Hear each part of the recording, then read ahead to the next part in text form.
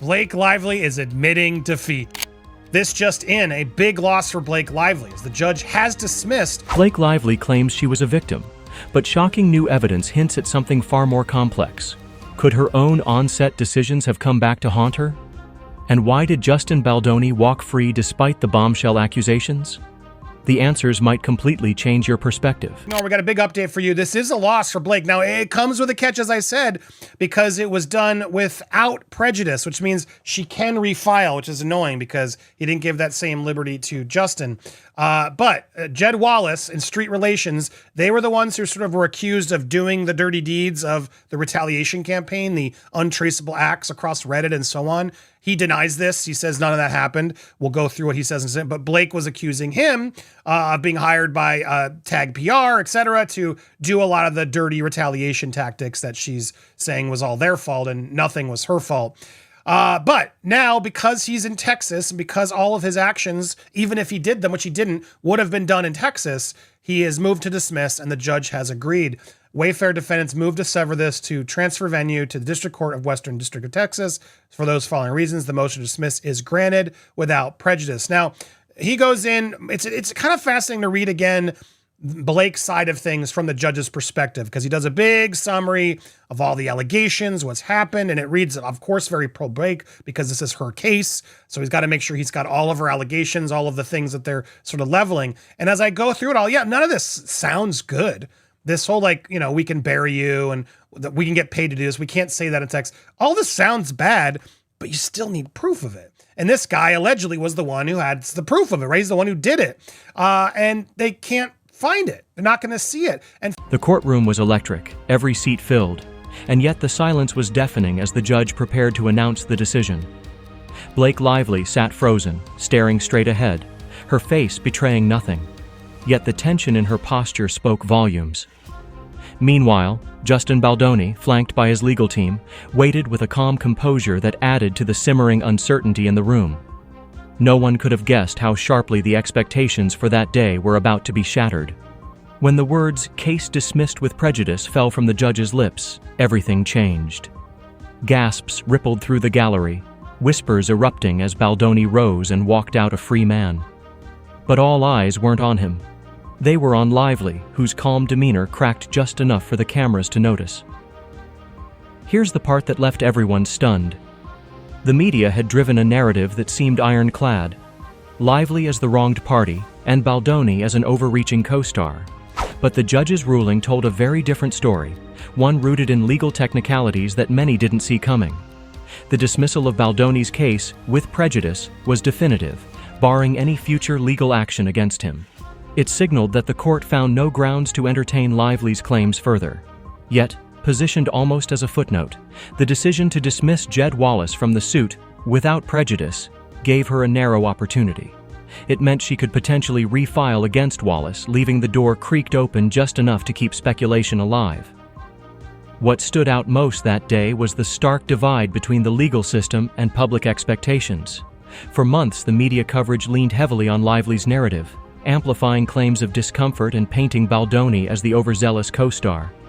But legal experts who reviewed the case pointed to glaring omissions, contradictions in the testimony, procedural errors, and a lack of key evidence. The court's reasoning leaned heavily on procedure. Jurisdiction, in particular, played a starring role. In Wallace's case, despite Lively's allegations of a retaliation campaign, the judge's focus on Texas law meant the claims couldn't move forward in the current venue. While the dismissal wasn't an outright vindication, it cast doubt on whether Lively's legal team had chosen the right battlefield in the first place. And then there were the whispers that Blake may not have been the helpless victim at all. Could her breakdown that day have been about something bigger than just the judge's ruling? Some wondered if it reflected a mounting pressure from behind the scenes, thanks to her own actions on set. Stories were beginning to surface, stories that didn't exactly align with the persona Lively had projected in the lawsuit. As Baldoni and his team stepped into the flashing lights outside the courthouse, the questions were already swirling. The case wasn't just about legalities anymore. It was starting to feel like something much harder to pin down: reputation. And if what happened on set turns out to be the missing piece, that courtroom showdown might only be the beginning of the story. crazy filings. It's just nonstop with the Blake Lively story. But it's interesting, as to summarize, correct me if I'm wrong here, we're looking at a filing from both Friedman as well as here from Lively, an email they attached where she is attempting to withdraw. Here's the email effectively. Sorry, I'm making sure you can see it here. Here it is. She is trying to partially dismiss without prejudice, basically her emotional distress, all that stuff. Can you sort of explain what we're looking at and what this request for, before we get into the craziness of it, what is Blake actually requesting here? Sure. So Blake has a bunch of legal theories or claims in her current complaint. And at any point, she can dismiss one or a combination of them as she sees fit. In federal court, it has to be a stipulation to dismiss, which means the other side has to agree to the form of how the dismissal is happening. So that's what you're looking at here. And there's a fight, which we'll probably talk about, as to how the dismissal is being done. Is it with or without prejudice? And I could talk about that if you'd like, or I don't know if your viewers already know about that. Well, she's asking for without, but before we even get to the sort of what that means, the emotional distress is a big part of it, right? That all this intentional infliction of distress, etc. Right. That's a big part of her damages, no? So to take that out is a big thing, correct? Yeah. So there are three types of damages typically in every civil lawsuit. There's what's called economic damages, which is things that you can calculate, like loss of earnings or loss of profits, as long as they're not too speculative. The other thing is called non-economic damages, which is emotional distress. And then the third one is punitive damages, which doesn't really come in until like the very, very end of the case or during trial. Now, those are things you can ask for money. There are separate legal theories that are emotional distress based. So one is intentional infliction of emotional distress, which is, you drove your car into my house while I was watching, and that caused me suffering, right? And the same thing can be with negligent infliction of emotional distress. So that's a legal theory that's based on the harm of emotional distress. But that doesn't mean she can't ask for the non-economic damages through the other remaining claims, such as harassment or hostile work environment. Blake Lively wasn't just a participant on set. She was the one pulling the strings. According to reports, this wasn't a typical situation where an actor executes a director's vision. In several key moments, Lively allegedly took charge of directing intimate scenes herself, shaping how they were blocked, how interactions were filmed, and sometimes even stepping in as a de facto intimacy coordinator. It's a dynamic that paints a very different picture from the claims she would later make in court. Was she uncomfortable, or was she in control of every detail? One specific incident stands out. Sources from the production claim that during a pivotal scene, which Lively later described as deeply distressing, she had vetoed a director's setup and insisted on reshooting it with her own adjustments. These weren't minor tweaks. They reportedly changed the tone and framing of the scene entirely. And yet, in her lawsuit, that same moment was labeled as one where Baldoni allegedly crossed boundaries and ignored her consent. It's hard to reconcile her claims of victimhood with reports of her steering the creative decisions behind the very moments she now says upset her. Justin Baldoni's defense didn't shy away from this contradiction either. They submitted text messages that they allege show Lively approving key choices during filming. In one conversation, her reported messages included feedback like, "I think it reads better this way, and let's keep this version. It adds more emotional tension." These texts, according to Baldoni's team, not only demonstrated her active input, but also framed her as a collaborator rather than someone forced into situations beyond her comfort level. But what about the atmosphere on set? Crew members, some of whom spoke on condition of anonymity, alleged that Lively's assertive style raised eyebrows among cast and staff alike. One insider reportedly described her as professionally dominant, saying she often overruled directors with little room for discussion. Others suggested tensions behind the scenes may have stemmed from Lively pushing the production's boundaries herself, blurring professional lines. If true, it challenges the narrative that her co-stars or directors placed her in uncomfortable situations she couldn't control. All of this raises difficult questions. Did Blake Lively's position of power on set undermine the claims she later made in court? Could her behavior during production have given her co-stars and crew reason to perceive her differently than the vulnerable image she painted publicly? These revelations surface at a time when the line between creative direction and personal accountability is murkier than ever in Hollywood. This perspective could change the way her breakdown in court is seen. Was it a moment of genuine vulnerability? Or perhaps something more calculated to regain control of the public narrative? As stories from the set continue to emerge, the weight these details place on Lively's credibility grows harder to ignore. And if her courtroom battle incorporates even more behind-the-scenes drama, her legal troubles may just be beginning. Furthermore, as they go through and see what Jed has responded, under oath, he has said, Wallace is the only officer, director, employee of the company. Neither of the Wallace defendants has property in New York. Wallace veers that he was contacted by Melissa in early 2025 of August to read, analyze, and assess media and trends related to Justin Baldoni and potential stories or social media attacks on him. He reviewed all forms of media, analyzed the sentiment of the coverage, and made comments, mostly to Nathan. He saw that people on social media organically supported Baldoni and disliked Lively. Therefore, his advice was not to do anything at that time. He concluded work related to Baldoni in November 2024. He does have an understanding of what a social combat or social manipulation plan could be, but he did not provide such a service related to It Ends With Us, Wayfair, Baldoni, Lively, or Reynolds. He did not publish directly or indirectly any information or content about Lively, Reynolds, or It Ends With Us. He also did not ask or direct anyone else to post or comment on or like any social media posts about It Ends With Us, Baldoni, Wayfair, Reynolds. He did not cause content to be provided to journalists, content creators, or media entities anywhere, including the New York Post or New York Times. Blake Lively did, though, to the New York Times. He does not have a digital army in any location and does not have direct or with a team in Hawaii. Wallace states that his role is merely passive, observation, analysis, social media environment. Now, look, here's my thing. I don't really believe all that. I'll be honest. I don't. This idea that he wasn't out there creating ghost accounts to like sort of try to amplify other organic real posts seems silly to me. I understand why they're trying to sort of avoid admitting that because that's where this whole thing comes about. But for me personally, the definition of retaliation and smear campaign would be putting stuff that's not true, would be trying to, create negative narratives that aren't realistic. And I didn't see any of that. When I was reporting. So I like, it's hard for me to believe he did nothing. That's what he's saying. I don't know. What do you guys think? But even if he had done some of the little stuff, it could have never snowballed into what it did without organic, genuine people reacting to Blake's real statements, her real actions.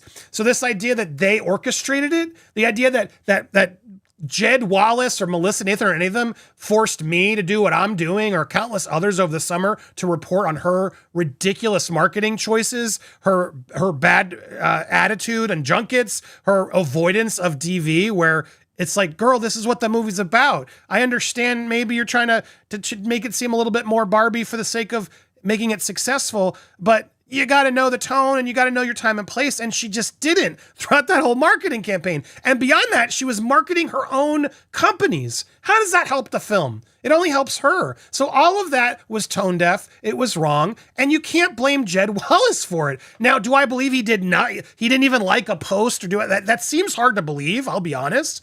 But even if he did a little bit of that, I don't see how that's the retaliation campaign or the smear campaign. It makes no sense to me. But now the problem is he would be the one that they'd have to get the information for. And because Blake stupidly filed this in Texas and she made some errors, now she's stuck because she's going to have to do this by July 31st. Going straight to the bottom. Let's go to the last little line there. Boom. Sorry, it's a lot. The 30th. Lively shall have the substantial completion deadline for such discovery has already passed.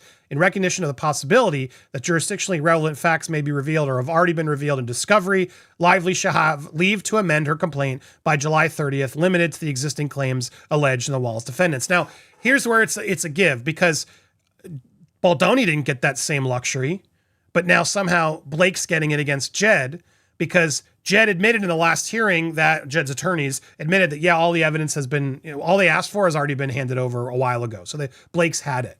So now the judge is saying, well, I know you got all the discovery. So if you can prove that he did it in New York and we can bring it here, fine. Or if you want to take your evidence and then go back and prove him in Texas, go for it. It's all up to you. I'm struggling with whether that's really fair or not.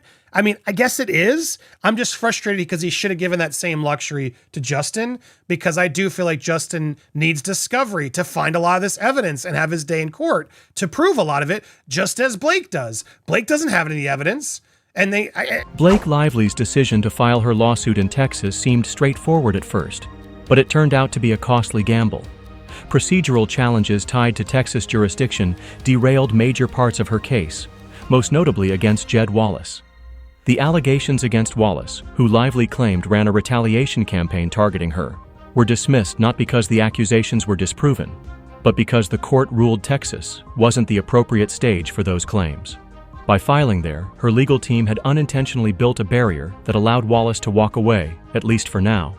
The case was dismissed without prejudice, giving Lively a chance to refile, but that one misstep left her looking unprepared.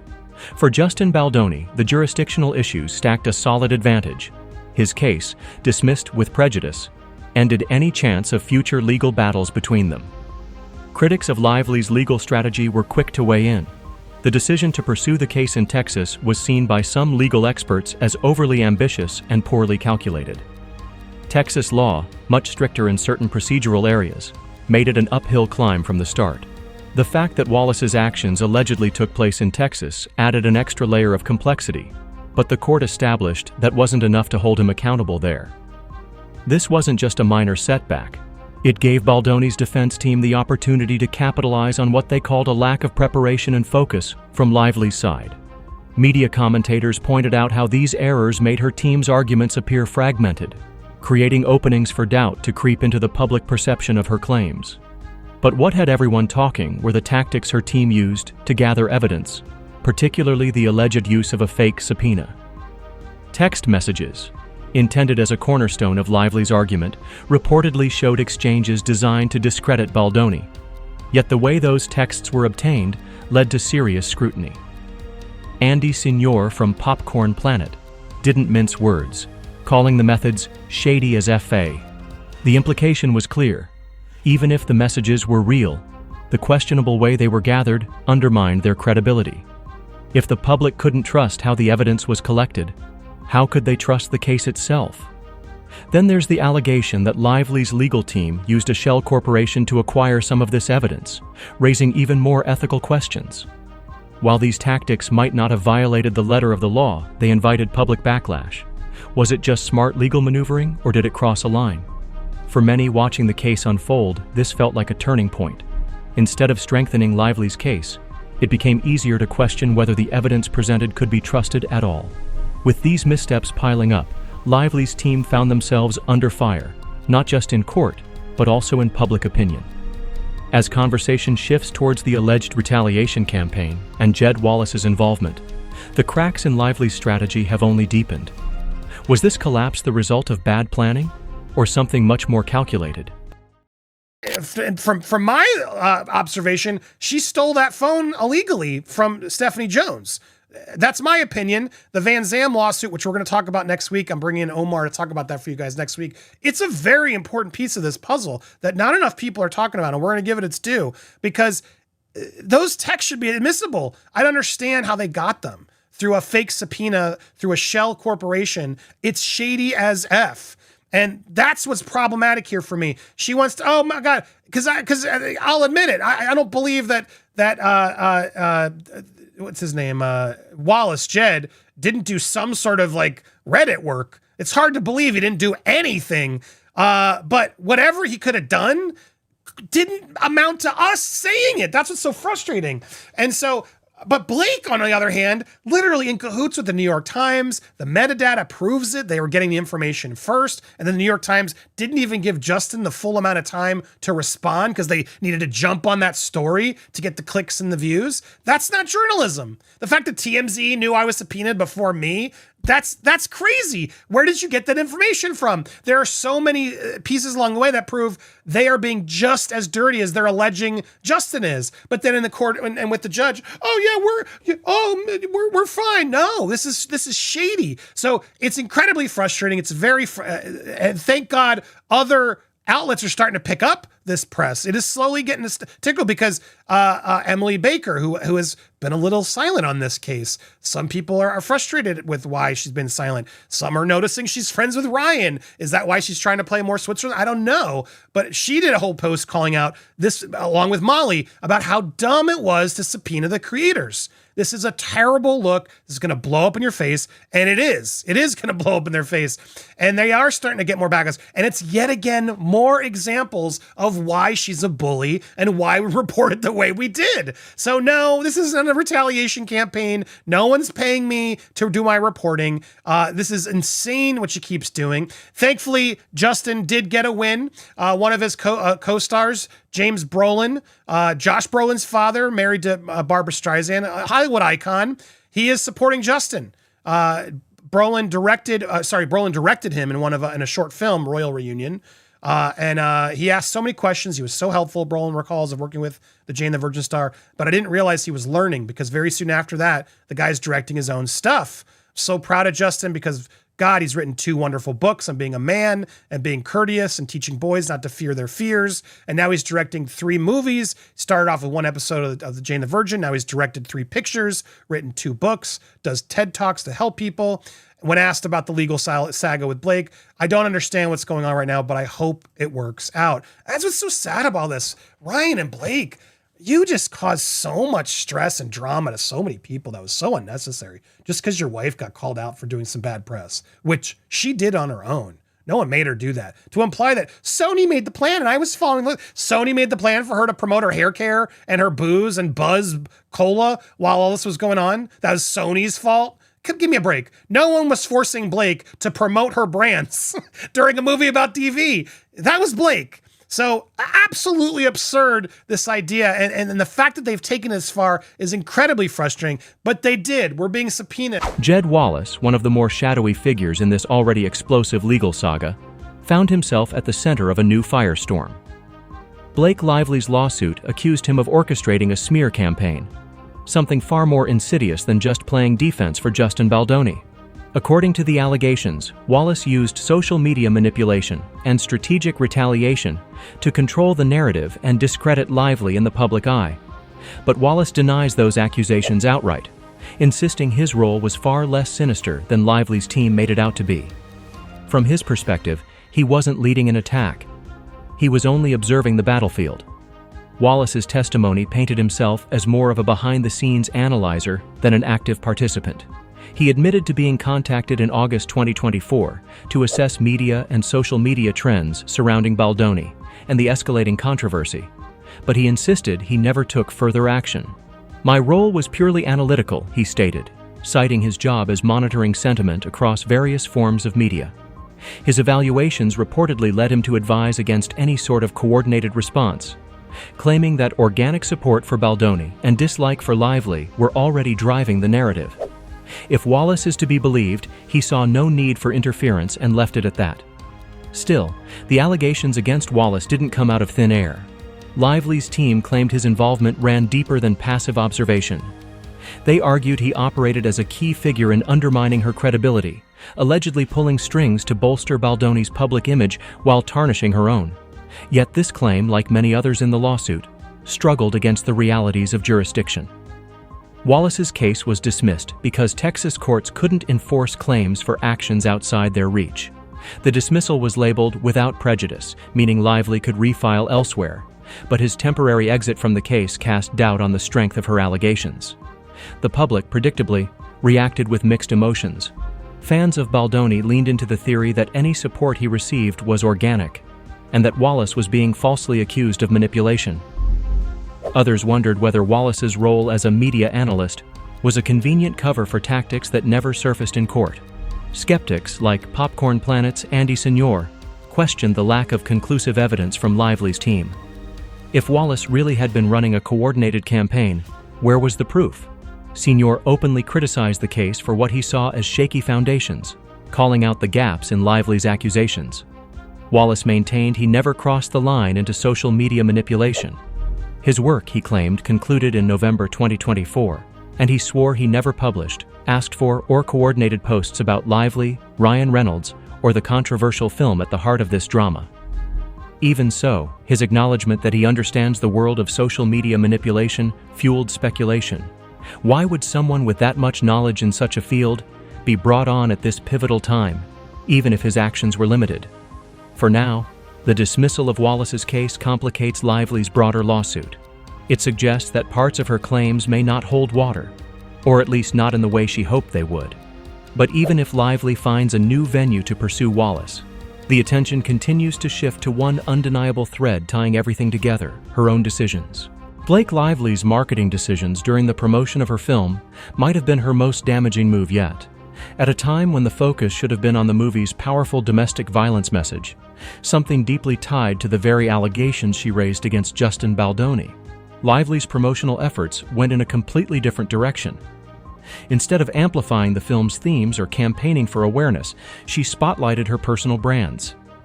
Critics didn't hold back, calling her approach tone-deaf and inappropriate, and the fallout was swift.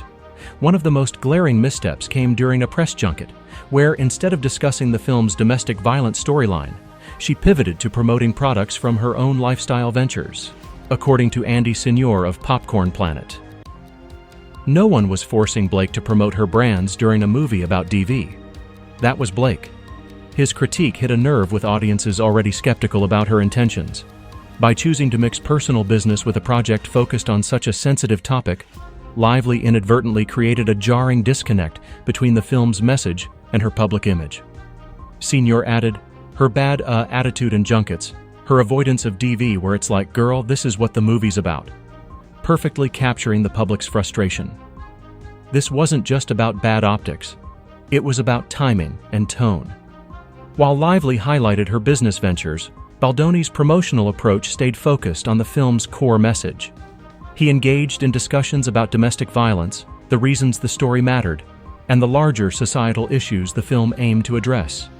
The contrast between their approaches couldn't have been more striking. Baldoni was seen as focused and respectful of the film's purpose, while Lively's actions raised eyebrows and shifted sympathy away from her. This stark difference didn't just change how the film was received, it cast serious doubt on Lively's sincerity in her allegations against Baldoni.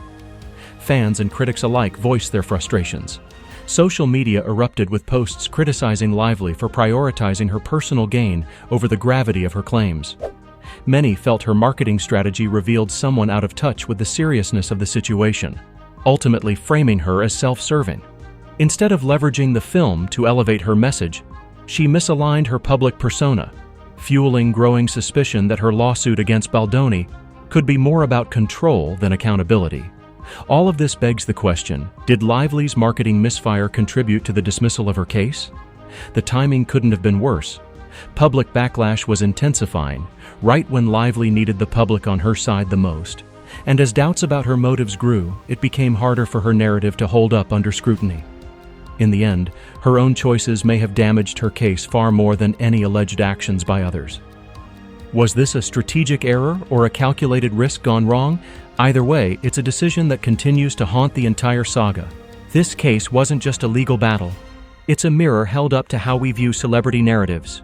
Blake Lively's allegations, Justin Baldoni's defense, and the dismissal of Jed Wallace all highlight one thing: perception doesn't always equal truth. The judge's ruling on Wallace, rooted in jurisdiction rather than substance, shows how even serious claims can falter under procedural flaws. And Lively's decisions throughout, on set, in court, and in public, have left more questions than answers. So, how much of what we believe about famous figures is genuinely authentic, and how much is careful storytelling? One thing's clear: this story isn't over yet.